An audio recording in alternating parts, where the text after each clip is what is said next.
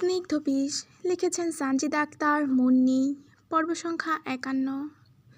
তৌসির বিছানার প্রান্তে দু পা ঝুলিয়ে বসে আছে। তার ঠিক পেছনে ঘেঁষেই বসে আছে নাজহা। তাড়াহুড়োয় নিজের ড্রেসটা সে উল্টো করে পরে বসে আছে। তৌসির ঘাড় ঘুরিয়ে কিছুটা ক্লান্ত আর নির্লিপ্ত দৃষ্টিতে নাজহার দিকে তাকায়। শান্ত স্বরে তৌসির বলে, এখন আমি শুধু বলবো আর তুই শুধু শুনবি, মাঝখানে কোনো টু শব্দও করবি না। নাজহা বাধ্য মেয়ের মতো সুবুধ ভঙ্গিতে মাথা নেড়ে বলে, জি আচ্ছা। বুক চিরে একটা ভারী দীর্ঘশ্বাস বেরিয়ে আসে তৌসিরের। এরপর সে শুরু করে বলা, আমার জন্ম তামিলনাড়ুর তিরুনাল্লুরে। এক সময়ের প্রভাবশালী ইলমাজ পরিবারের সন্তান আমি। আমার বাবা হন তখনকার চিফ মিনিস্টার বাদশাহ ওয়াহিদ ইলমাজ। তবে লোকমুখে সবাই তাকে শুধু বাদশাহ নামে চেনে আর এক ডাকে সম্মান করে। ইলমাজ পরিবারের সবচেয়ে ছোট ছেলে আমি নাজহা। আমি আর আমার যমজ ভাই ইয়াদ যেদিন পৃথিবীর আলো দেখি সেদিনই আমার মা চিরতরের মতো অন্ধকারে হারিয়ে যান, মারা যান তিনি। আমাদের থেকে ১৮ মাসের বড় আরেক ভাই আছে ওয়াসেম। আর ভাইদের উপরে আমাদের ৩ বোন। মারিয়াম, মায়ের মৃত্যুর সময় ওর বয়স ছিল ১০। মেজ বোন মাইশা, বয়স ১২। আর সবচেয়ে বড় বোন ইভা, যার বয়স তখন কেবল ১৪। মায়ের মুখটা কেমন ছিল তা আমরা কোনোদিনই স্বচক্ষে দেখার সুযোগ পাইনি। এই ৩ বোনের বুকেই আমরা বড় হই। বয়সে তারাও তখন নিতান্তই শিশু। তাও বাড়ির কাজের মানুষদের সাথে মিলে যেমন তেমন করে আমাদের বুকে আগলে রাখে। আমাদের কাছে মা শব্দটার মানে এই ৩ বোনই। তারা ঠিক মায়ের মতোই মমতায় আমাদের বড় করে তুলেছে। বাবা আমাদের ভীষণ শান্তিপ্রিয় আর সৎ একজন মানুষ। তার এই সততার কারণেই টানা ২ বার তিনি ক্ষমতায় থাকেন। বংশগতভাবেই আমরা ছিলাম প্রচণ্ড বিত্তশালী। দাদার আমলে কত জায়গা জমি, কত যে ছড়ানো ছিটানো প্রপার্টি আছে, খোদ বাবারও তার সঠিক হিসেব জানা নেই। বাবা ছিলেন তার বাবা মায়ের একমাত্র সন্তান। কিন্তু ওই যে কথায় আছে না, এই দুনিয়াটা আসলে ভালো মানুষদের জন্য না। আমাদের বেলাতেও ঠিক তাই হয়। তিরুনাল্লুরে বেশ কিছু বড় একটা এলাকা ছিল যেখানে বাবা নিজ উদ্যোগে স্থানীয় কৃষক আর বস্তির গরিব মানুষদের থাকার ব্যবস্থা করে দেন। কিন্তু কেরালা থেকে আসা খলিল নামের এক জানোয়ার মাফিয়ার নজর পড়ে ওই জায়গাগুলোর উপর। সেও আমাদের মতোই মুসলিম ছিল, কিন্তু শুধু নামেই। তা কামে ছিল এক জানোয়ার। সে ওই এলাকায় নিজের ফ্যাক্টরি বসানোর জন্য বাবাকে বারবার প্রস্তাব দিতে থাকে ওই জায়গাগুলো তার কাছে বিক্রি করে দিতে। এতগুলো অসহায় মানুষের চোখের সামনে আশ্রয়হীন হয়ে পড়বে এই চিন্তা করে বাবা মুখের উপর খলিলের প্রস্তাব সরাসরি না করে দেন। কিন্তু খলিলও তো আর ছোটোখাটো কেউ নয়, বড় মাপের মাফিয়া। সে দিনের পর দিন বাবাকে নানা রকম হুমকি দিতে থাকে। এমনকি বাবার পলিটিক্যাল কেরিয়ারও কালিমা লেপানোর চেষ্টা করে। কিন্তু আমার বাপ এক কথার মানুষ, আজ তো এক পাহাড়ের মতো। বলেন মরবো, কিন্তু নিজের নীতি থেকে এক চুলও সরব না। আমাদের পৈতৃক সম্পত্তির ব্যাপ্তি থাকে চোখে পড়ার মতো। দিগন্ত বিস্তৃত আবাদি জমি, পুরনো দিনের রমরমা ব্যবসা আর শহরের ঠিক কেন্দ্রবিন্দুতে থাকা কয়েকটি অট্টালিকা, সব মিলিয়ে এক মেলা বড় সাম্রাজ্য। কিন্তু সম্পদের ওই পাহাড় যে একদিন নিজেদের ভেতরই কালান্তর এক ঝড় তুলে বাবার তীক্ষ্ণ দৃষ্টিতা অনেক আগে আঁচ করে ফেলে। তাই মৃত্যুর আগেই তিনি এক নিখুঁত চাল চেলে যান। পরিবারের এই বিপুল সম্পত্তি তিনি ৩ ভাগ করে দেন ঠিকই, তবে তৈরি করেন ৩টি সম্পূর্ণ আলাদা দলিল। ৩ ভাইয়ের নামে আলাদা ৩টি দলিল, কিন্তু এর ভেতরেই লুকিয়ে থাকে বাবার মাস্টার স্ট্রোক। দলিলে স্পষ্ট উল্লেখ থাকে এই ৩টি দলিলের কোনোটি একক কোনো ক্ষমতা নেই। যে কোনো একটি বা দুটি দলিল দিয়ে এই সম্পত্তির একটা কাজের টুকরো বিক্রি বা হস্তান্তর করা যাবে না। সম্পত্তির উপর সামান্যতম অধিকার ফলাতে হলেও ৩টি দলিলকেই এক টেবিলে একসঙ্গে মেলাতে হয়। বাবা আসলে সম্পদের কোনো ভাগই করেন না, বরং বিপদের দিনে ৩ ভাইকে যাতে এক ছাদের নিচে কাঁধে কাঁধ মিলিয়ে থাকতে হয় সেই বাধ্যবাধকতার এক অদৃশ্য শেকল তৈরি করে যান বাবা। এই উইল আর দলিল করার সাথে সাথেই বাবা খলিলের সব নোংরা কাজ আর মুখোশ সবার সামনে প্রকাশ্যে আনেন। তাকে ধরার জন্য তার পেছনে লেলিয়ে দেন পুলিশ। আর বাবার সাহসিকতার এই পুরো কাজটায় তাকে সাহায্য করেন তার চাচাতো ভাই সেলিম আর বাবার সবচেয়ে কাছের বন্ধু ইরশাদ সর্দার। সময়টা গড়াইয়া যায়। আমার আর ইয়াদের বয়স তখন মোটে 7 বছরে পৌঁছায়।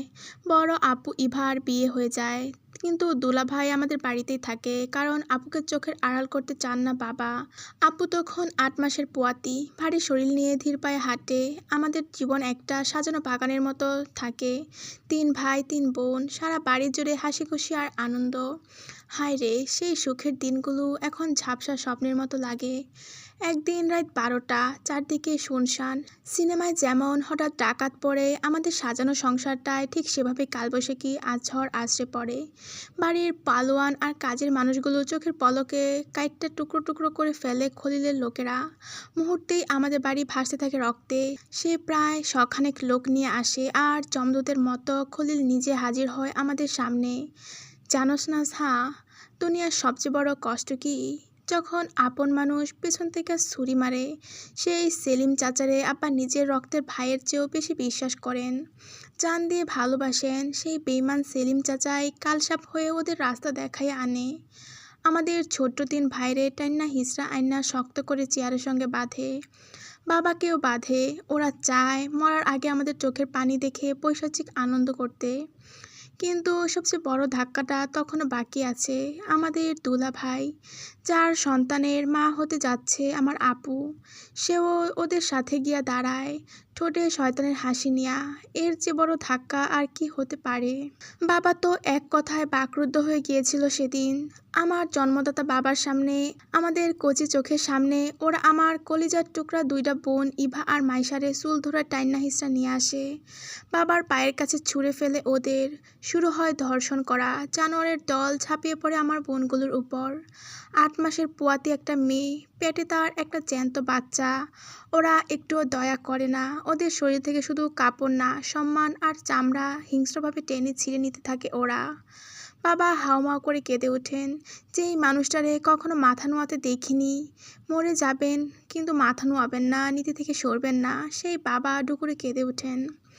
বাবারা, আমারে তোরা টুকরো টুকরো কইরা কেটে ফেল, আমার সব সম্পদ নিয়া নে, তাও আমার মাগুলারে ছেড়ে দে, ওদের গায়ে হাত দিস না। কিন্তু খলিল শয়তানের মতো হাসে। সম্পদ তো নিবই রে, কিন্তু তার আগে তোর চোখের সামনে একটু আসল মজাটা নিয়া নেই। নিজের চোখের সামনে নিজের স্ত্রীর এমন সর্বনাশ হচ্ছে, আর আপুর স্বামী দাঁড়িয়ে দাঁড়িয়ে দেখছে। বল, এই দৃশ্য কোনো মানুষ সইতে পারে? আমার বোনগুলোর শরীর থেকে, বুকের স্তন থেকে, লজ্জাস্থান হতে তখনও ফিনকি দিয়ে রক্ত ছুটতে থাকে। ব্যথায়, কষ্টে আর অপমানে ওদের গগনবিদারী চিৎকার একটু পর পর গোঙানির রূপ নেয়। হায় রে, আমার বোনগুলোর সেই গোঙানি, সেই বাবা বলে চিৎকার। জানোস না ঝা, এত বছর পার হয়ে গেছে, কিন্তু আমার আজও রাইতে ঘুম হয় না। চোখ বন্ধ করলেই দেখি ইভাপু আর মাইশাপু রক্তমাখা হাতে আমার দিকে হাত বাড়িয়ে আছে, বাঁচার আকুতি জানাচ্ছে। ওদের সেই ভাঙা গলায় আর্তনাদ আজও আমার কানের বাজতে থাকে। আমার বুকের ভেতরটা জ্বলে পড়ে ছাই হয়ে যায়, কিন্তু আমি কিছু করতে পারি না, কিছু না। আমার চোখের সামনেই সব ঘটতেছে। যেই সেলিম চাচারে আমরা বাবার মতো দেখতাম, সেও আজ জানোয়ারের রূপ নিয়েছে। সেও নোংরা উল্লাসে মেতে উঠেছে আমার বোনগুলোর উপর। আমার 8 মাসের পোয়াতি বড় আপু, ওরা বড় আপুর উপর এমন পৈশাচিক কথা চালাইছে যে আমার আপুটা আর সহ্য করতে পারে না। ওর গর্ভের জ্যান্ত সন্তানটাকে ওরা ওর লজ্জাস্থান হতে হাত ঢুকিয়ে টেনে বের করে নিয়ে আসে। এনে ওর মাথা আর ধর ধরে ছিঁড়ে প্রাণটাকে নির্মমভাবে শেষ করে দেয়। আর আমার মায়ের মতো বড় আপুটা একটা বিকট চিৎকার দিয়ে চিরকালের মতো স্তব্ধ হয়ে যায়। আমার আপুটা মারা যায়, কিন্তু জানোয়ারগুলোর থাবা থামে না। একটা লাশের উপর ওরা যে কতবার হামলে পড়েছে তার কোনো হিসাব নেই। এই ভয়ঙ্কর দৃশ্য দেখে আমার বাবার বুকটা ফেটে যায়। চিৎকার করে কাঁদতে কাঁদতে হঠাৎ ওনার শরীরটা আছড়ে পড়ে মাটিতে। হার্ট অ্যাটাক করে আমাদের চোখের সামনেই আব্বা শেষ নিঃশ্বাস ত্যাগ করেন। নিজের মেয়েকে এভাবে ধর্ষিত হতে দেখেছেন, তাও নিজের পায়ের কাছে, চোখের সামনে। তার কি আর বেঁচে থাকা সম্ভব? বাবাও চলে যান, আমরা 3 ভাই থাকি। শক্ত রশিতে বাঁধা অবস্থায় আমরা শুধু হু হু করে কাঁদছি। আমাদের চোখের সামনে আমাদের দুনিয়া ধ্বংস হয়ে যাচ্ছে, আর আমরা কিছু করতে পারছি না, কিচ্ছু না। আমার মেজ অপুর সাথে তখনও চলছিল এসব 30 জনের বেশি নরপশু মিলে হামলা। আমার হাসি খুশি বোনটারে ওরা তিলে তিলে খুঁড়ে খুঁড়ে খায়। এরপর একটা চেয়ার ভেঙে ওর পায়ে নিয়ে আমার আপুর লজ্জাস্থানে প্রবেশ করিয়ে দেয় এক ধাক্কায়। সাথে সাথে আপু ইয়া আল্লাহ বলে মুখ দিয়ে কুল করে রক্ত বের করে। শেষ হয়ে যায় আমার সেজো আপুও, আর বাঁচার সুযোগ পায় না। আমার এগুলো পড়ে কেমন জানি অস্বস্তি লাগতেছে, পড়তে পারতেছি না। মেঝের ওপর আমার বোনটার ছিন্ন ভিন্ন শরীর, আমার বোনদের কামড়ে ছিঁড়ে নেওয়া স্তন, চামড়া আর তাজা রক্ত পড়ে থাকে, আর আমরা শুধু ফ্যালফ্যাল করে দেখতে থাকি। আমাদের চোখের পানি শুকিয়ে পাথর হয়ে গিয়েছিল ওই দিন। আমরা শুধু তাকিয়েই ছিলাম। সেই রাতে আমাদের ছোট বোন মারিয়াম ওর বান্ধবীর বাসায়, আর এ সময় এরশাদ আঙ্কেল একরকম দৌড়ে গিয়েছিল মারিয়ামরে আনতে। ঠিক ওই সময়টারে কই থেকে জানি খবর দিছে উনারে খলিল চাচা আইসা। সাক্ষাৎ জমদূতের মতন খলিল। খবর পাইয়া আঙ্কেল তড়িঘড়ি কইয়া পুলিশ ফোর্স রেডি কইরা নিয়ে আসলো, কিন্তু আফসোস ওনারা আসতে আসতে আমাদের দুনিয়াটা ভাঙ্গা চুরমার হইয়া গেল। সব শেষ। খলিলের পালিত কুত্তাগুলো আমাগরে কিন্তু মাইরা ফেলে নাই, কারণ একটাই, ওই সম্পত্তির দলিলগুলা সব তো আমাগর নামে। ওদের আসল মতলব ছিল আমাদের জ্যান্ত তুইলা নিয়ে যাওয়ার, কিন্তু তার আগে তো পুলিশ আইসা পড়ে। কিন্তু ওই পুলিশ, ওরাও আসিল খলিলের কেনা গোলাম, শুধু ডিউটি করার একটা ভান। এক লোক দেখানো স্বচ্ছতা বজায় রাখতেই ওরা সাইরেন বাজায় আসছিল। আমার নিজের এই দুই চোখে একরকম স্পষ্ট দেখছি পুলিশের একদম গা ঘেঁষে খলিল বুক ফুলাইয়া হাইটটা বাইর হইয়া গেছিল, অথচ তারা টু শব্দ করেনি। উল্টা পুলিশের কমিশনার চোখের ইশারায় খলিলে বুঝাইয়া দিছে পরিস্থিতিটা এখন একটু শান্ত হইতে দে, এগুলারে আমরা ঠিকই তোর হাতে তুইলা দিমু। শুধু খাড়াইয়া দেখলাম, কিন্তু কিছু করার আসিল না। আমাদের তিনজনের অবস্থা তখন একদম শোচনীয়, জ্যান্ত লাশের মতো। ইব্রাহিম পাটোয়ারি আর এরশাদ সর্দার আঙ্কেল আমগরে কোনো রকমের টাইনা হিসরা নিজেদের বাড়ি নিয়ে গেলেন। সকাল হইতেই দেখি চারদিকে খবর রটাইয়া গেছে, রাইতে নাকি ডাকাত দল আইসা আমাদের বাড়ি লুটপাট করছে আর সবাইরে কোপাইয়া মাইরা ফেলছে। পুলিশ আর মিডিয়া মিল্লা পুরা ঘটনারে কেমনে যে এত সুন্দর করে সাজাইয়া ফেললো আমরা বুঝতে পারলাম না। বাবা আর বড় দু বোনের লাশটা একটু যে শেষ দেখা দেখমু, একটা চিহ্নবিহীন লাশ হিসেবে তা করে মাটির নিচে চাপা দেওয়া হয়। আমরা এইটুকুন মন ভরা কাদারও সুযোগ পাইলাম না। বুকটা যে কেমন দুমড়ে মুচড়ে যাইতেছিল সেটা কাউরে বোঝানো যাইব না। ইব্রাহিম আর এরশাদ আঙ্কেল ভালো করে বুঝে গেছিল তামিলনাড়ুতে আমাদের আর এক মুহূর্ত থাকাও নিরাপদ না, থাকলে আমাদের গুম কইরা দিব। তাই এরশাদ আঙ্কেল আমার ভাই ইয়াদ, আমি আর মারিয়ামরে নিয়ে সোজা চইলা আসলেন উত্তরপ্রদেশে, আর ইব্রাহিম আঙ্কেল আমার আরেক ভাই ওয়াসিমরে নিয়ে সোজা গুজরাটে চইলা গেল। ইব্রাহিম আঙ্কেলের নিজের কোনো পোলাপান ছিল না, তিনি বাবা হইতে পারতেন না, তাই তিনি ওয়াসিমরে নিজের বুকের মধ্যে টাইনা নিলেন, নিজের সন্তান পরিচয় দিয়া বড় করতে লাগলেন। পরে আমার ভাই ইয়াদরে ইরশাদ সর্দার নিজের কাছে রাইখা দিলেন, আর আমি হতবাগা আর আমার বোন মরিয়মের আমাগোর মামা আইসা বাংলাদেশ নিয়ে আসলেন, কারণ আমার মা ছিলেন বাংলাদেশি। চোখের সামনে ভাইগুলা আলাদা হইয়া গেল, কিছুই করতে পারলাম না। আমাদের তিন ভাইয়ের নামে থাকা তিনটা দলিল তিনজন আলাদা মানুষের কাছে গচ্ছিত রইল। ইয়াদেরটা রাখলেন ইরশাদ আঙ্কেল, ওয়াসিমেরটা পাটোয়ারি আঙ্কেল, আর আমার দলিলটা থাকলো আমার বোন মারিয়ামের কাছে। চাইলে তো তারা এইসব সম্পদ খুব সহজে মাইরা নিজেরা খাইতে পারতেন, কিন্তু তা তারা করেন নাই। তারা আসলেই আমার বাবার রক্তের চাইতেও আপন সত্যিকারের বন্ধু ছিলেন।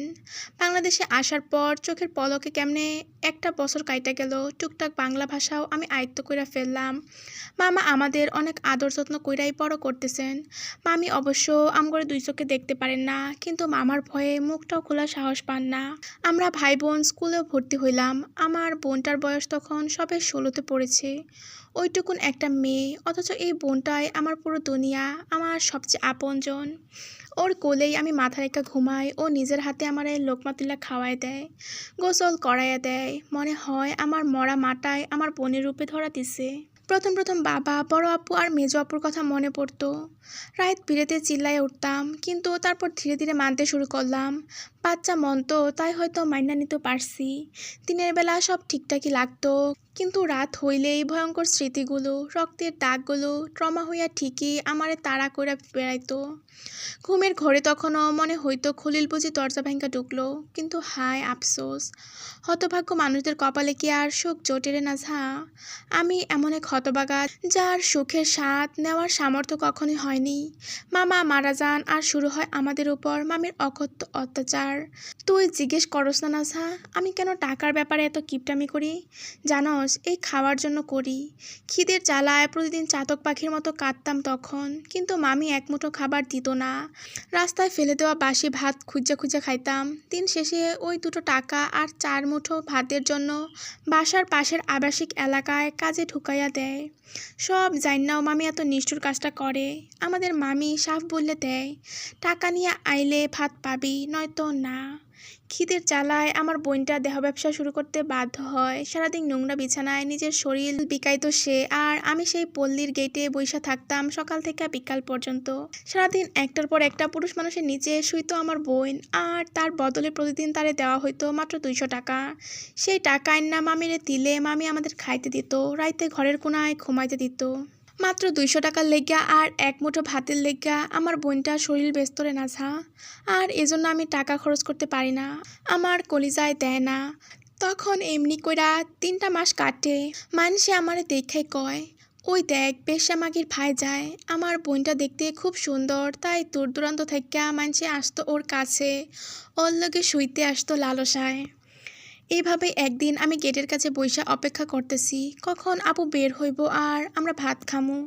সারা দিনে তো আমরা ওই এক বেলায় ভাত খাই। হঠাৎ শুনি ভেতর থেকে আপুর বিকট চিল্লানি আর ভাঙচুরের আওয়াজ। আমি দৌড়াইয়া গেট টপকায়া ভেতরে যাই। গিয়া দেখি আমার বোনরে জ্যান্ত কাইটটা টুকরা করা হইতাছে।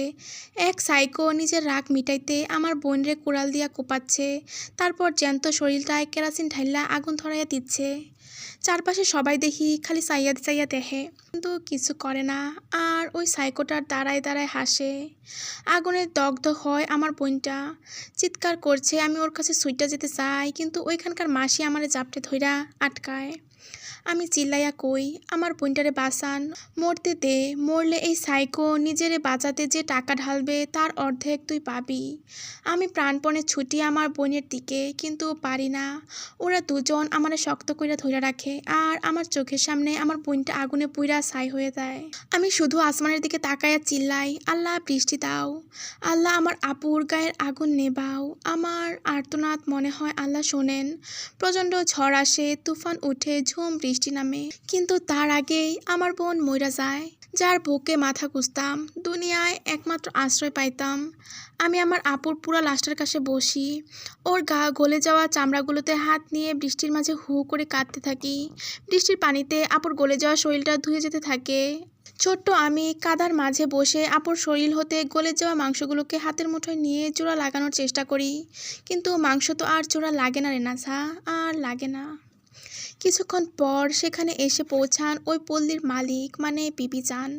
উনি আমার সম্পর্কে সব জাইন্না আমারে টেনে মামির কাছে নিয়ে যান, কিন্তু ওই পাষাণ জানোয়ার মামি তখনও বলে যে আমাকে নিজের কাছে রাখবে না। বিবিজান তখন আমার চোখের দিকে তাকাইয়া কন, আমার লগে যাবি, আমার সিংহ হয়ে বাঁচবি, তোরে আমি বাঘ বানামু।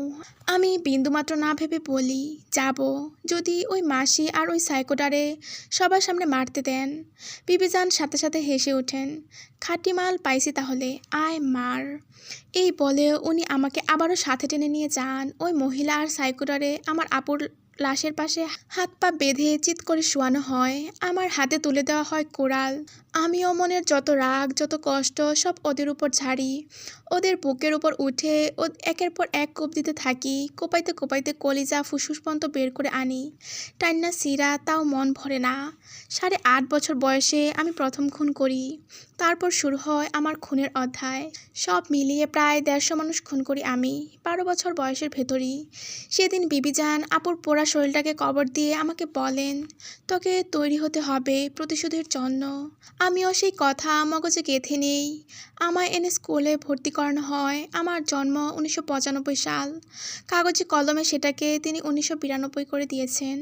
আমার আসল বয়স 31। ওরা আমাকে নিজের সন্তানের মতো বড় করে, সাথে বানায় পাপের সাম্রাজ্যের রাজা।